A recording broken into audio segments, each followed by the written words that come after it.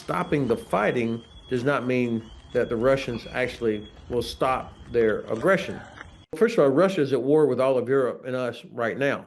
I mean, it may not, the things they do in the Baltic Sea, destroying underwater infrastructure, the sabotage efforts, the interfering with all of our elections, et cetera, et cetera. These are all acts of war. They may not be the type that necessitate kinetic responses, but for the Russians, I don't think they see themselves as at war or not at war.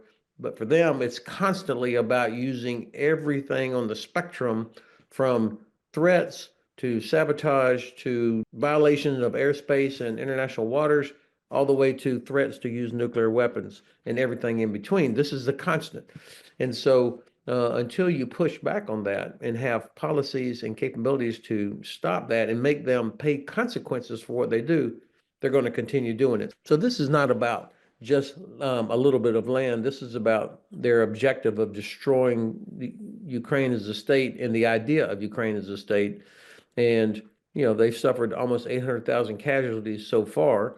But Putin is not interested in ending this or changing his objectives because the casualties are not what will cause him to rethink things. He thinks he's winning right now because he can feel all this pressure in the West we got to negotiate. Why are we chasing the Russians to negotiate? The Russians are the ones that are much weaker now than they were a year ago. These casualties we've talked about, after a year of fighting, they have added a pitifully small amount of terrain. And I think, if your readers and listeners look at a map and see where Russia actually is, what they've accomplished since, let's say, a year ago at enormous cost, that's the best they can do. And by the way, they didn't even have enough resources to save their ally Bashar al-Assad in Syria. So that tells you that Russia is in big trouble. Their economy is in big trouble. It's being propped up artificially. So for the Russians, their only hope is that we quit. And I don't know why it's in our interest. When I say ours, I mean the United States, UK, France, Germany, Poland, anybody, why it's in our interest that Russia is rewarded for all of its aggression over the last 11 years by keeping Crimea and the 20% of Ukraine that they have captured. Us being so anxious to get to end this fighting, if you will, to get a negotiated settlement, tells the Russians that we do not have the political will to stand up to them, even though the combined economies and militaries of all the countries of the EU, for example, or all the countries of NATO dwarfs what Russia has. They have a manpower problem right now, partly because of the casualties, partly because of young people leaving, getting the hell out of Russia, not because they're pro-Ukraine, but because they don't want to get sent to Ukraine. And this is why Russia depends on North Korea, and they draft their soldiers from out in the ethnic areas of Russia away from Moscow and St. Petersburg. They want to avoid having funerals in those two major metropolitan areas. Ammunition, most of the ammunition being used comes from North Korea, drones from Iran. I think there are some European countries that even if the U.S. fails, that we are anxious to get out of this, that they know that they will be still in danger. Obviously, from Finland down through the Baltic countries and Poland and Romania, they're not confused about the Russian threat. And so I think they will continue to work on their own security as they should. And of course, Ukraine will be working furiously if they have to assume that there is no NATO membership in the near term. And I was sorry to hear that the incoming administration has already said that would be one of the things, that no NATO membership for 20 years or something like that. I mean, why would you start negotiations by already giving up that? But the Ukrainians will realize that they have to make themselves indigestible.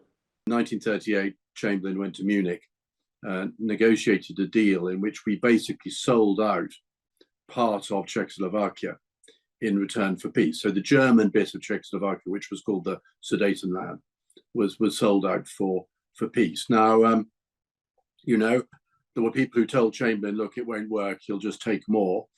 But Chamberlain thought, well, as long as it's only the German part of Czechoslovakia, we're okay. So, you know, fast forward then to 2025, everyone is assuming there will be a negotiation this year.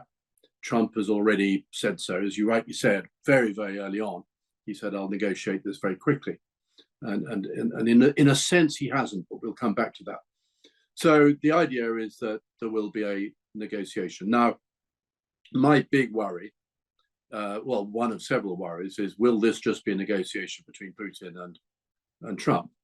For example, I mean, will Europe get a seat at the table? I don't think Putin will want Europe at the table, and I don't think Trump will particularly want Europe at the table. So Europe is really going to have to make a strong case to be at the table. And I'm sure we'll succeed in the end. But I mean, if you look back to Afghanistan, when Trump negotiated the deal with the Taliban, which ended up with US troops leaving Afghanistan in 2021, Europe wasn't involved in that at all. I mean, completely, you know, Europe, who had lost quite a few troops, Britain had lost 457 men and women actually in Afghanistan, and Germany had lost people, Holland, Estonia, Denmark. When the push came to shove, Trump did a deal with the Taliban behind the backs of Europe. So, you know, point one, Europe has got to get at the negotiating table. And then you get to point two. Well, as you rightly say, as you rightly observe, all the sorts of suggestions are that, you know, Putin will get to keep the Crimea, he will get to keep what he already has in the Donbass, and, you know, Ukraine will have to give back what it has achieved in Kursk. And so already, before you even started, you're looking at a lopsided negotiation in which Putin gets what he wants and Ukraine doesn't get what it wants. So, you know, that's not a good basis for a negotiation. So, you know, Putin goes in with maximalist demands, and the United States makes minimalist demands on behalf of Ukraine.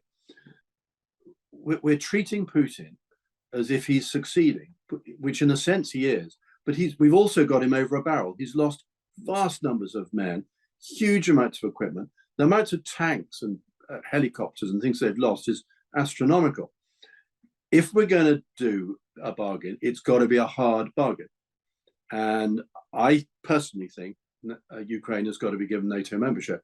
I know it's a risk, but I think the thing we need to do is give Ukraine NATO membership. It's the only guarantee which is worth anything. Now, if even Biden wouldn't consider NATO membership, goodness knows whether we can persuade Trump to do it.